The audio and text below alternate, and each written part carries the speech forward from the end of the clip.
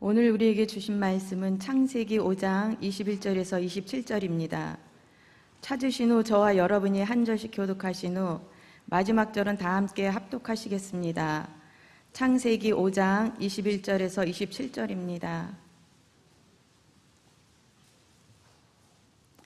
에녹은 65세에 무드셀라를 낳았고 무드셀라를 낳은 후 300년을 하나님과 동행하며 자녀들을 낳았으며 그는 365세를 살았더라.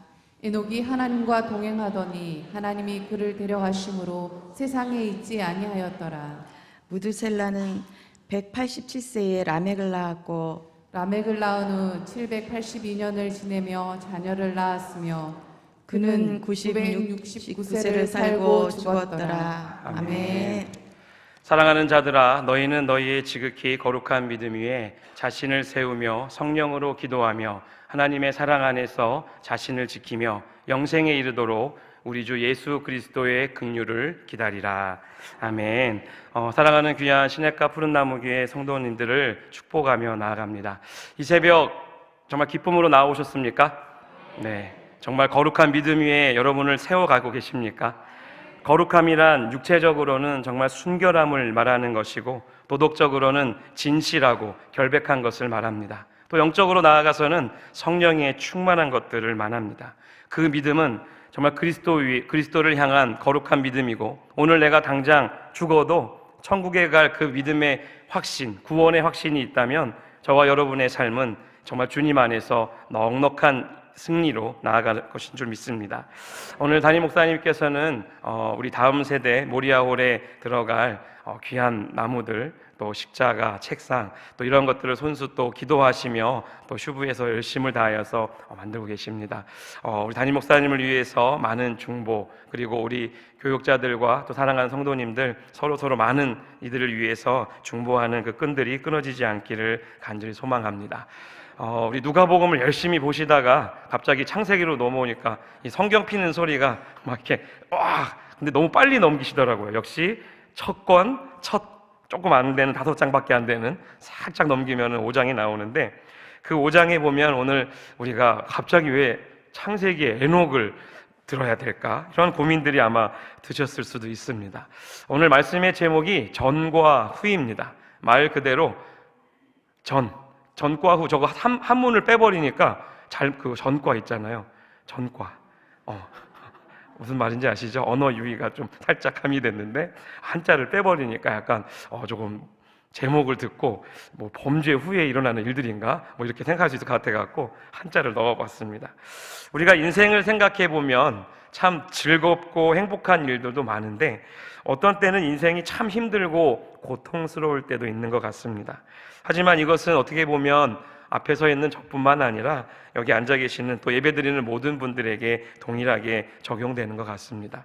또 인생을 편하게 살아왔을 것 같은 그런 사람을 딱 만나서 이야기를 딱 해보면 갑자기 그 대화 속에 이 사람의 인생도 너무도 굴곡졌고 힘들었고 어려웠구나, 그런 걸 깨달을 때가 있습니다.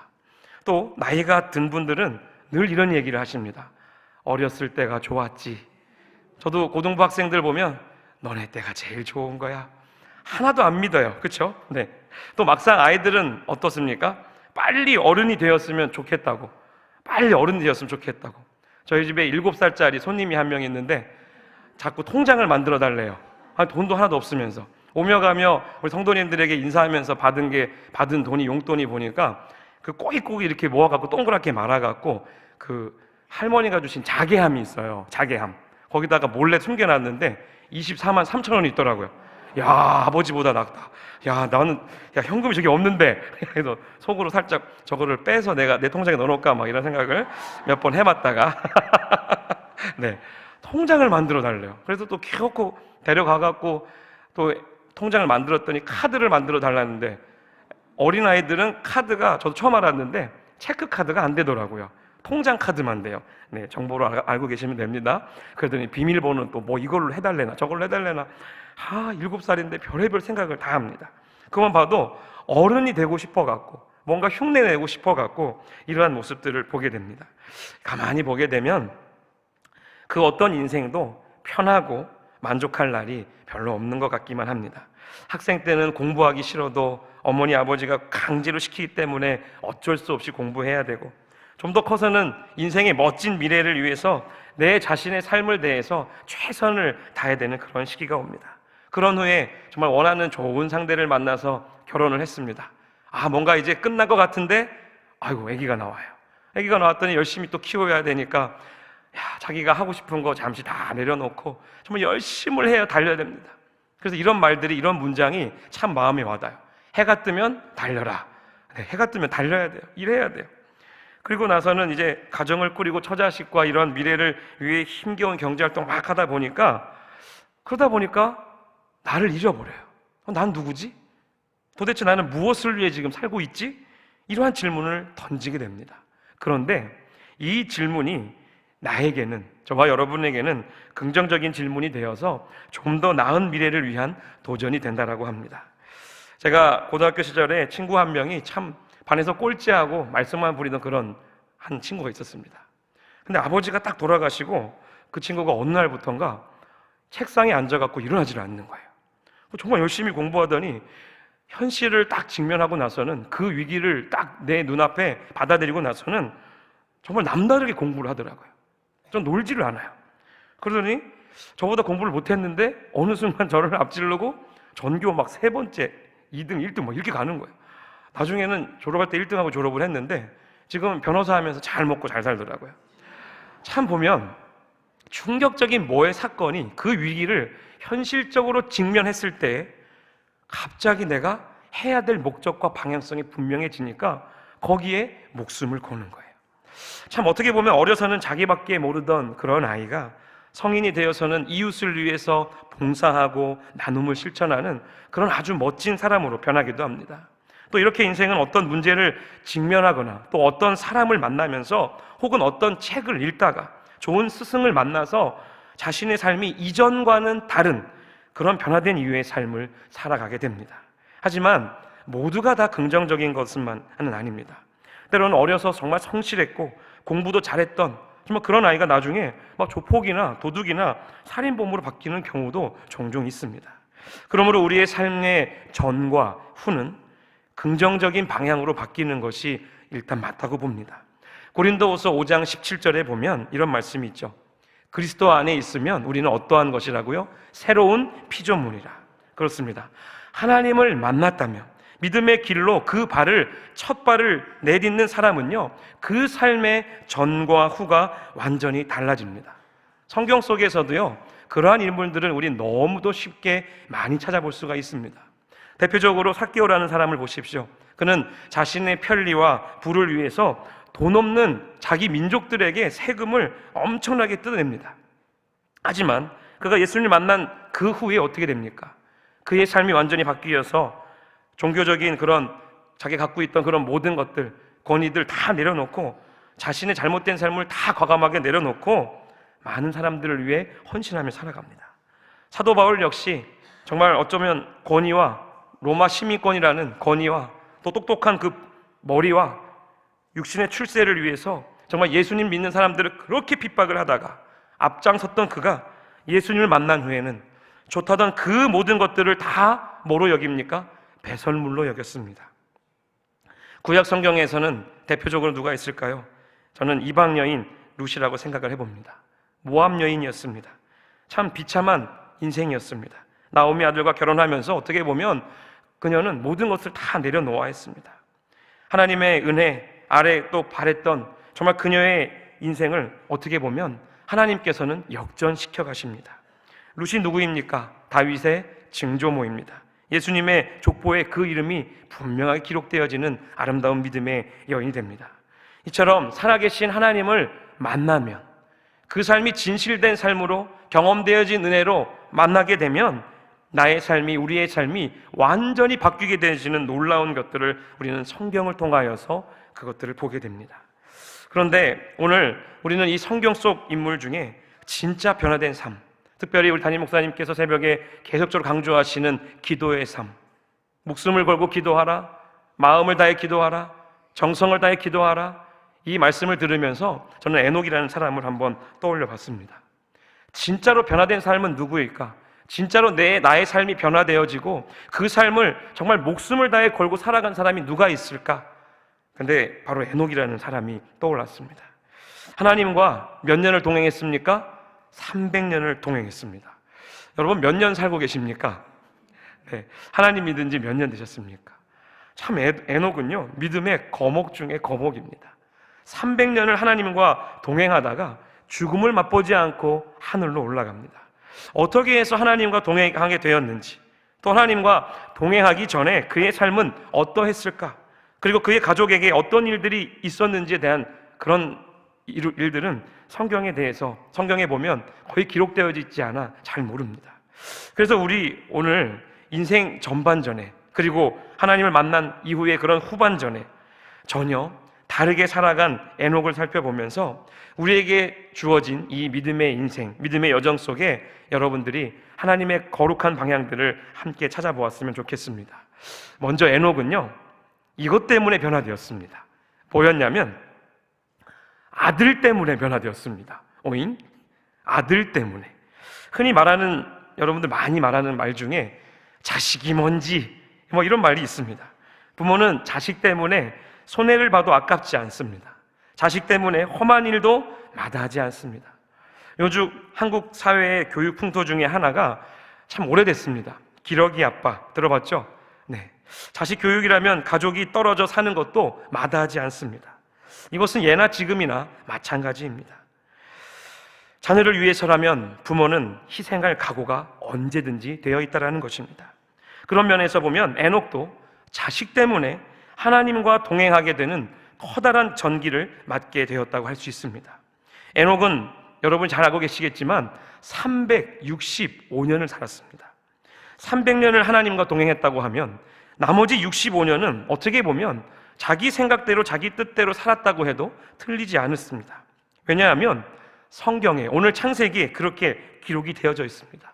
굳이 무드셀라를 낳은 후에, 그죠? 무드셀라를 낳은 후 300년을 하나님과 동행하며 자녀들을 낳았다라고 했습니다. 굳이 이런 표현을 넣을 필요가 없는데 아들을 낳은 후에, 무드셀라를 낳은 후에 그가 변화되었다는 증거를 창세기는 증거하고 있습니다. 그렇다면 그렇다고 어떻게 보면요, 이 무드셀라 낳기 전에 65년을 막 살았다, 뭐 이런 거에 대한 기록은 없습니다. 정확히 알 수는 없지만 하나님과 동행한 유일한 근거가 바로 그의 아들 무드셀라를 낳은 후라는 이 한마디 말밖에는 없습니다. 그렇다면 에녹이 이 무드셀라를 낳으면서 어떠한 일들이 있었을까요? 사람마다 자녀를 낳으면요 그 자녀의 이름에 뭘 담습니까? 네, 뜻을 담습니다. 내 생각, 내 소망, 또 정말 간절한 기대와 간절한 그 소망을 자신의 자녀의 이름에 담습니다. 저 역시 제 이름의 뜻이 신영, 영원한 믿음이에요. 저희 집에 보내준 손님의 이름은 루신, 이루신, 하나님이 이루신. 근데 한자로는 강철 루자에 믿을 심자 써갖고 강철 믿음, 그냥 믿음이 아니라 강철 믿음으로 살아나라, 세상에 믿음을 새기는 사람으로 살아라, 이런 간절한 기대를 삼아갖고 자신의 자녀의 이름을 짓습니다. 근데 무드셀라의 이름 뜻이 무엇입니까? 참 특이합니다. 창을 던지는 자예요. 창에 속한 자예요. 이 이름의 뜻을 가만히 살펴보면 도대체 하나님께서 동물을 인간의 또 식물로 주신 그때, 어떻게 보면은 노아의 홍수 이후, 정말 이전, 어떻게 보면 이전이기 때문에 이 동물들, 식물들, 먹을 수 있는 것들이 어떻게 보면 참 많았던 시기이기도 합니다. 그런데 하필이면 이 무드셀라의 이름의 뜻에 창을 던지는 자, 왜 이렇게 강력한 뜻을 집어넣었을까? 짐승을 잡을 수 없는 상황에서 아버지가 자식에게 짐승을 잡으라는 뜻으로 짓지는 않았을 것입니다. 유다서 1장 14절로 16절까지인데요. 이 세 절의 말씀을 다 같이 우리 합독으로 보겠습니다. 시작. 아담의 7대 손 에녹이 이 사람들에 대하여도 예언하여 이르되 보라, 주께서 그 수만의 거룩한 자와 함께 임하셨나니 이는 무사람을 심판하사 모든 경건하지 않은 자가 경건하지 않게 행한 모든 경건하지 않은 일과 또 경건하지 않은 죄인들이 주를 거슬러 한 모든 완악한 말로 말미암아 그들을 정죄하려 하심이라 하였느니라. 이 사람들은 원망하는 자며 불만을 토하는 자며 그 정욕대로 행하는 자라. 그 입으로 자랑하는 말을 하며 이익을 위하여 아첨하느니라. 아멘. 아담의 7세 손 에녹이 이러한 말을 했다라고, 이러한 예언을 했더라고 유다서는 분명하게 기록을 하고 있습니다. 즉 오늘 읽은 지금 유다서 1장 14절로 16절까지의 말씀은요, 에녹이 심판을 뭐 했습니까? 예언했다라는 것입니다. 어떤 심판이었겠습니까? 유다서 본문이 말하는 에녹의 이 예언은요, 종말, 인류의 이 종말을 예언했기보다는 가만히 이것을 보게 되면 오히려 손자인 노아 때에 있을 물 심판을 예언한 것이라고 할 수 있습니다. 그렇다면 에녹이 어떻게 이 홍수, 물의 심판을 알았겠습니까? 이것은 전후사정을 볼 때 추론일 수 있겠지만 아마도 이 에녹은요, 무드셀라를 낳으면서 하나님으로부터 이 인류 심판의 계시를 받았을 것이고, 그 충격 때문에 그는 그 후에 하나님과 절대적인 동행이 없으면 나는 이 하루도 살아갈 수 없겠구나, 그것을 그는 깨달았던 것입니다. 그래서 그 아들의 이름도 죽음, 즉 심판을 의미하는 창을 던지는 자라고 하였을 것입니다. 하지만 이렇게 보는 것이 틀리지 않는 그 근거가 바로 무드셀라의 죽음입니다. 969년을 살았습니다. 무드셀라는 우리가 잘 아는 대로 인류 중에 가장 오래 산 인물 중에 인물입니다. 그러면 물심판으로 노아와 그 식구들만 살았는데, 그럼 무드셀라는 어떻게 된 겁니까? 그 홍수 때 같이 죽었습니까? 그럼 무드셀라도 죄인이었겠네요? 이런 말을 할 수 있겠지만 성경을 읽고 또 가만히 산수를 해보면 무드셀라는 물심판이 시작된 그 해에 죽었을 뿐입니다. 홍수 이후에 죽은 것이 아니라 그 해에 죽었다는 거예요. 에녹이 187세 때 라멕을 낳았고, 라멕은 182세에 노아를 낳았고, 노아가 600세 되던 그해 2월 17일에 물심판이 시작되었습니다. 창세기 7장 11절에 187 더하기 182 더하기 600은 969입니다.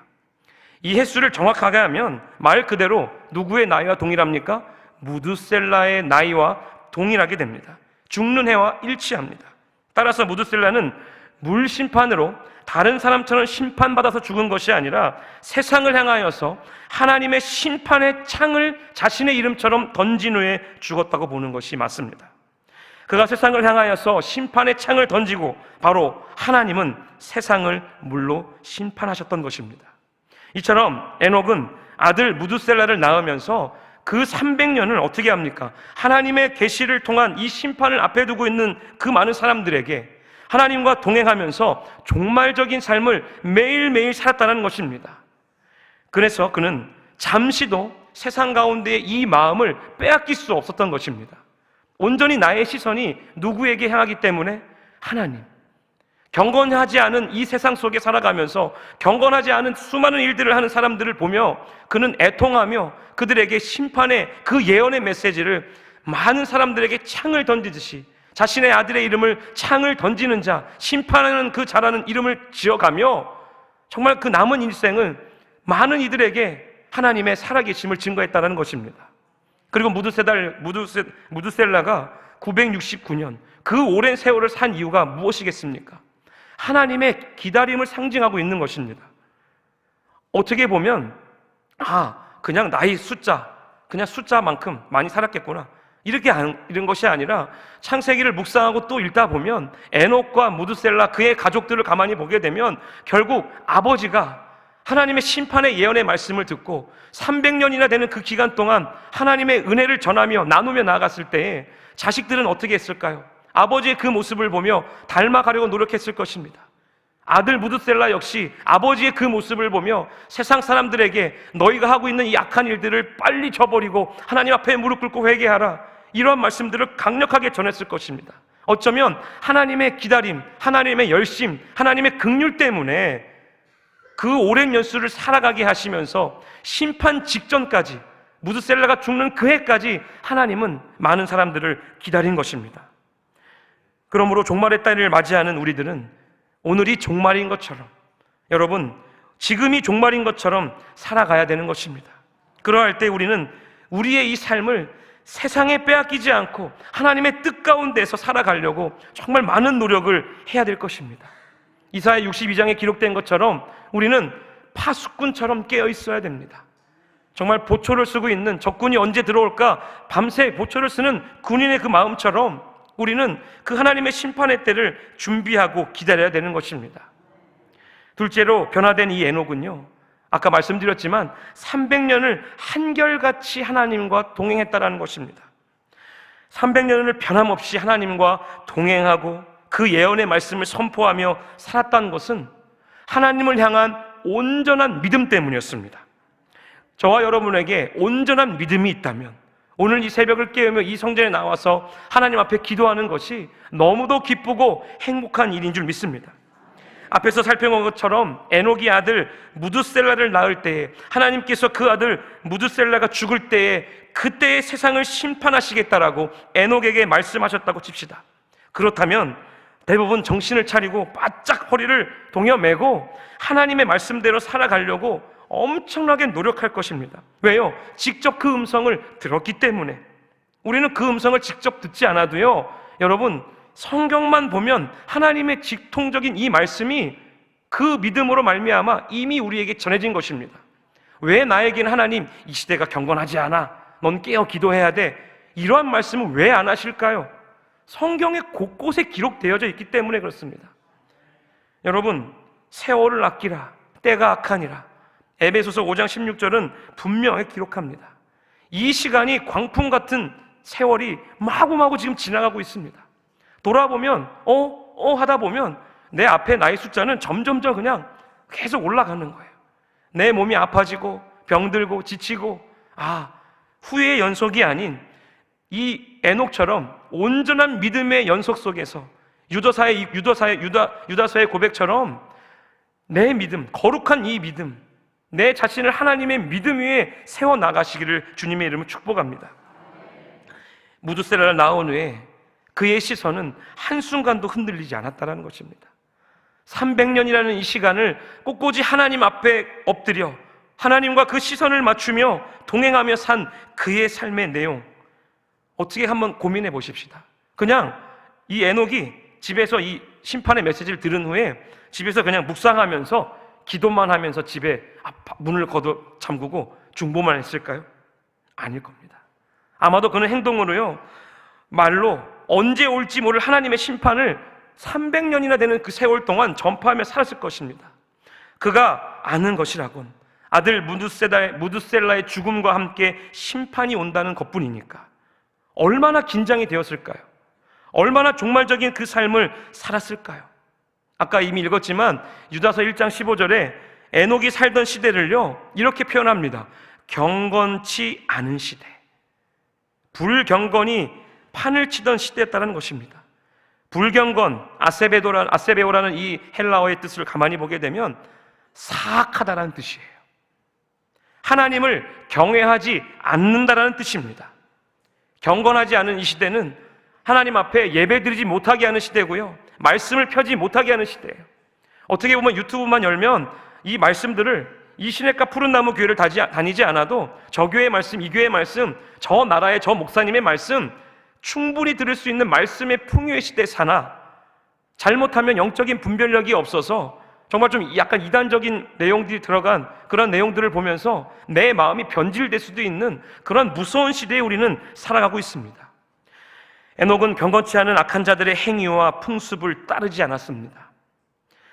하나님과 동행했던 것입니다. 사실 사람이 평생을 하나님의 이 말씀을 붙잡고 산다는 것은요, 정말 쉽지가 않습니다.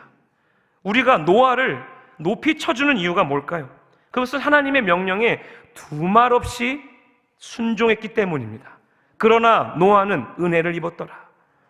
여러분, 이 은혜가 그냥 온 것이 아닙니다.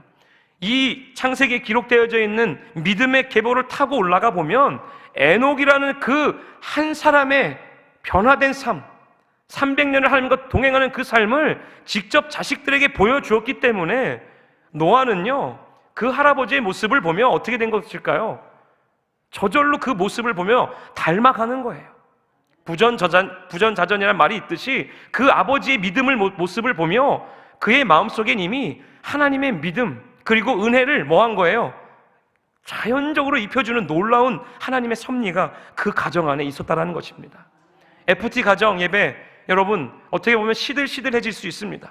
몇 년이 지나갔고 가정 예배 조금 뒤로 미루고 그냥 축복기도 하고 끝내야지. 처음 먹었던 그 마음은 어디에 있을까요? 처음 내가 큐티하면서 또 새신자 교육을 받으면서 성령을 만났던 그 첫사랑의 마음은 지금 어디에 있을까요? 또 한 번 던지고 또 던져보십시오. 경건하지 않은 시대를 우리는 지금 여러분 살아가고 있습니다. 다만 성령 하나님께서 우리와 함께 하시고 내 안에 내주하시기 때문에 이 경건치 않은 시대를 겨우겨우 꾸역꾸역 어떻게 보면 살아가고 있다고 해도 과언이 아닐 정도입니다. 두말 없이 하나님께 순종했던 노아의 삶. 또 아브라함은 어떻습니까? 믿음의 전당 히브리서 11장 8절에 이렇게 기록되어 있습니다. 다 같이 한번 읽습니다. 시작. 믿음으로 아브라함은 부르심을 받았을 때에 순종하여 장래의 유업으로 받을 때에 알 바를 알지 못하고 나아갔으며. 아멘. 하나님의 부르심에 그는요 순종입니다. 또 순종입니다. 그러나 내가 나아갈 한치의 앞도 모른 채 나아갑니다. 아브라함 역시 하나님께서 미래에 어떠한 땅을 주실지, 또 어디에서 어떻게 주실지, 어디에 그 땅이 있는지 알지도 못했지만 무조건적인 순종으로 하나님 앞에 나아갑니다. 즉 절대 순종이었습니다. 이처럼 온전한 믿음이 얼마나 놀라운 일들을 행하게 하는지 놀라기 그지없습니다. 히브리서 11장 5절에 어떻게 에녹을 평가할까요? 5절 말씀 시작. 믿음으로 에녹은 죽음을 보지 않고 옮겨졌으니 하나님이 그를 옮기심으로 다시 보이지 아니하였느니라. 그는 옮겨지기 전에 하나님을 기쁘시게 하는 자라 하는 증거를 받았느니라. 아멘. 옮기우기 전에 하나님을 기쁘시게 하는 자였습니다. 하나님을 기쁘시게 하고 있습니까? 다시 말하면 그는 300년이라는 이 시간 동안 하나님을 너무도 기쁘시게 하는 삶을 살았는데 그 기쁘시게 하는 사는 삶이 무엇이냐면 복음 전파였던 것입니다. 하나님의 살아계신 그 능력의 이름, 그 하나님의 말씀을 전하는 것이었던 것입니다. 그게 하나님이 뭐 하는 거예요? 가장 기뻐하는 일이에요. 영혼 구원의 앞장서는 그 일이 하나님이 기뻐하시는 일이라는 것입니다. 하나님의 뜻을 헤아리고 그 뜻을 이루기 위해 하나님께 집중할 수밖에 없었고 기도할 수밖에 없었고 기도하니 내 삶이 변화될 수밖에 없었다라는 것입니다. 무엇보다 에녹은요 자신의 아들이 너무너무 오래 살기를 간절히 소망했을 것 같아요. 왜요? 심판의 때가 멀지 않았는데 하나님이 심판할 너희 이 사람들아 정신 차려야 돼. 에녹 이 무드셀라가 죽으면 이 세상도 물로 덮어지는 이 심판을 맛보게 될 텐데 그의 간절한 마음이 아들 무드셀라에게 담겨 있다 해도 과언이 아닙니다. 900년을 넘게 사는 969년 가장 장수한 이유는 믿지 않는 자들에게, 경건치 않은 자들에게 하나님의 구원의 손길을 보여주시기 위함이었습니다.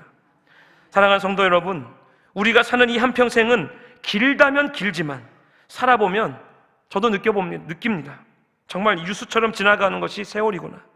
더욱이 에녹이나 노아 그리고 아브라함이 하나님의 계시를 바라보며 긴장하며 살았던 세월과 비교하면 나의 시간은 너무도 짧은 시간이었습니다. 그러므로 우리가 살아가는 이 시간 동안 저와 여러분에게 생명을 주신 이 시간 동안 하나님의 말씀을 지켜 행하고 주님과 동행하는 삶이 되었으면 좋겠습니다.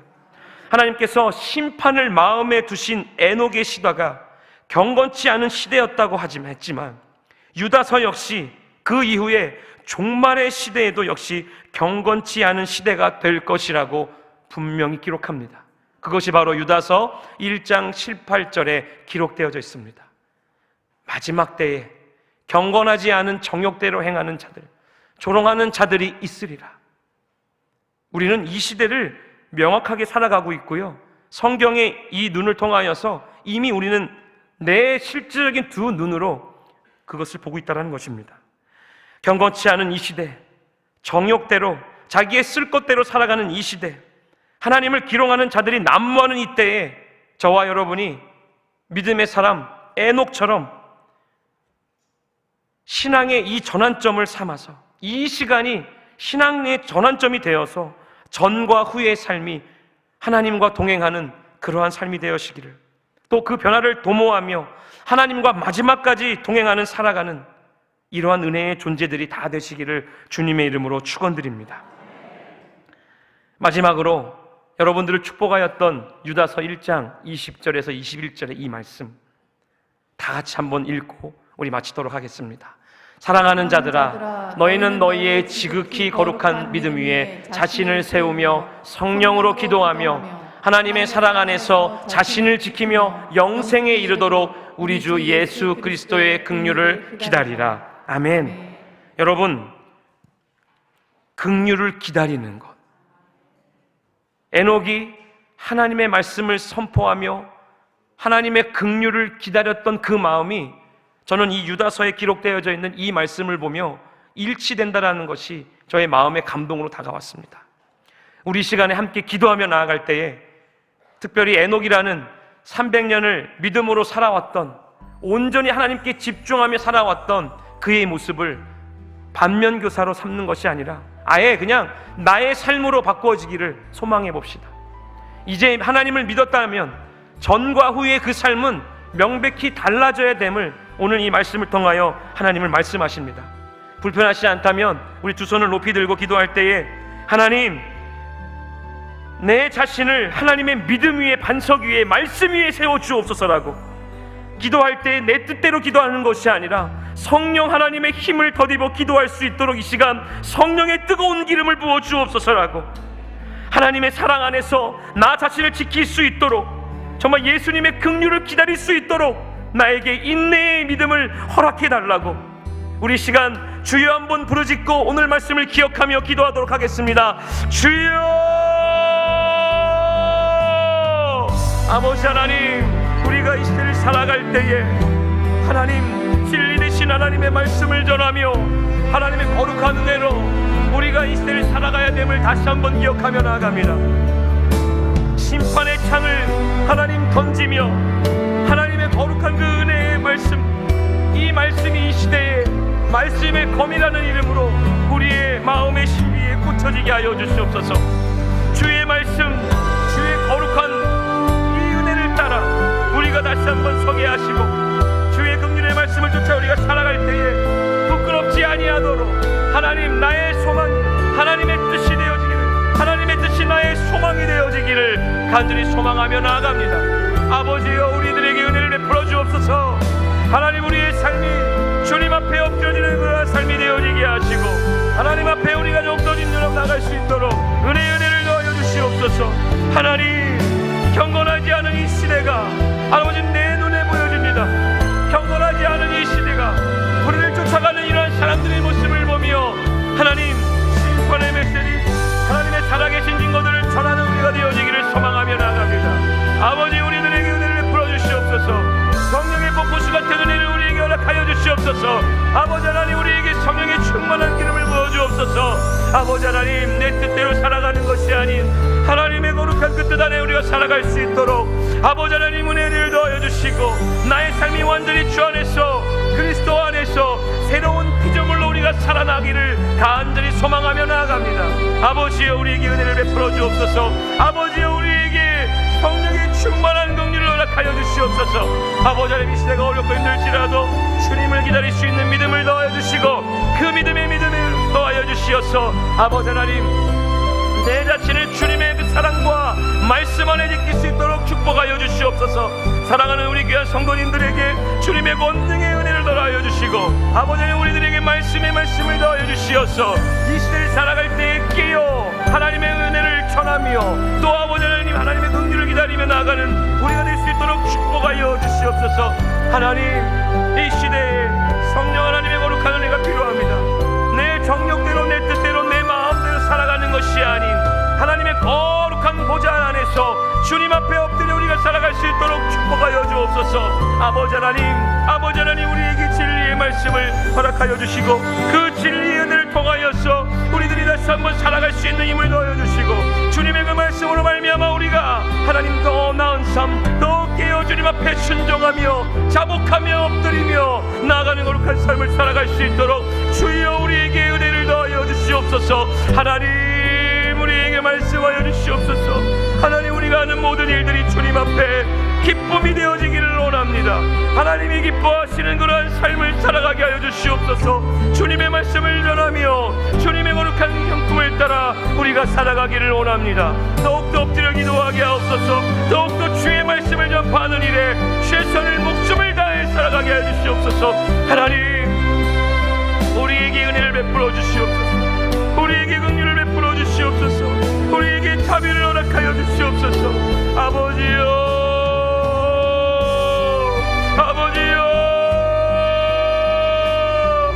아버지여 우리에게 은혜를 넣어 주시옵소서. 주님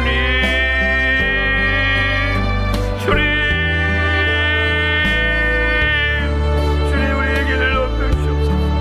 하나님 우리를 살려주시옵소서. 아버지 이 시대에 살아가고 있는 병약하고 약하고 더럽고 추악한 모든 것들을 우리 구주 예수 그리스도의 보혈로 덮어주시고 우리를 정결하게 하시고 우리를 깨끗게 하여 주시옵소서. 주님 우리를 살려주옵소서. 우리를 구원하여 주옵소서. 아버지는 죽어가는 저 세대를 살려주옵소서. 하나님밖에 없사오니 하나님 우리를 도우실 분은 우리 하나님밖에 없사오니 우리들에게 하나님의 은혜를 더하여 주시옵소서. 우리를 구원하여 주시고 우리를 살려주시는 놀라운 역사가 있기를 소망하며 나아갑니다. 주님 우리에게 긍휼을 베풀어 주옵소서. 긍휼을 더하여